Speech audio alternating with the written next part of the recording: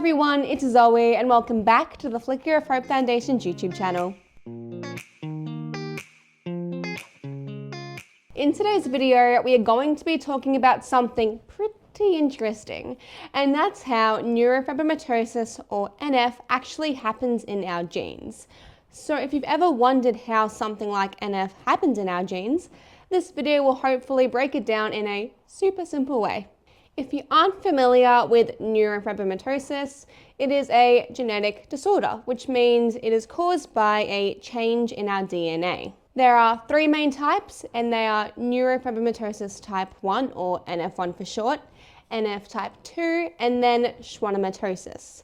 Now, all of these are different, and they actually do impact different types of genes. To understand NF, we first have to understand our genes.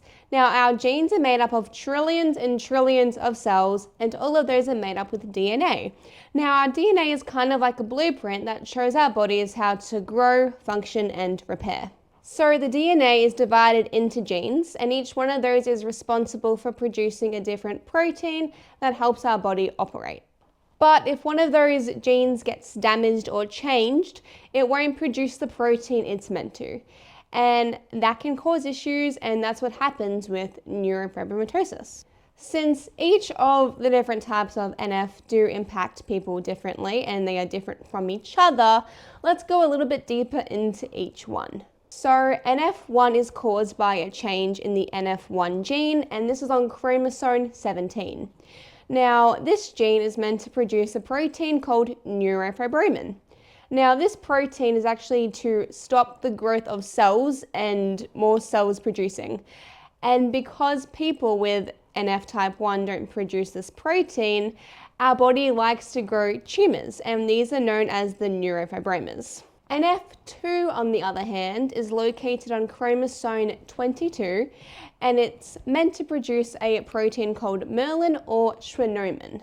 Now, this protein is meant to help cells stick together, but without it, tumors can grow on the nerves that impact things like hearing and balance. And finally, we have Schwannomatosis. Now, this one impacts our genes such as our SMARCB1, and it also impacts LZTR1. And these also involve our cell growth. But in more simpler terms, for all three different types of NF, we have a gene that isn't doing its job in controlling cell growth. But how do these gene changes happen? Well, it's pretty interesting because about 50% of the people that have neurofibromatosis inherit it from a mother or a father. Meanwhile, the other 50% are a spontaneous mutation, meaning there's no family history of it. And this is again because of a random typo in the DNA that happens in early stages of development. It's important to know how NF can happen in the genes because further information is actually very beneficial for doctors, because the more they know about it, the more they can research and understanding how it forms and how they can treat it or diagnose people earlier. Well, that is it for today's video. I really hope you enjoyed it. Please remember to like, comment, and subscribe. And of course, our important links are in the description box below, so our Facebook, our Instagram, and our website. Thank you for watching, and I'll see you next time.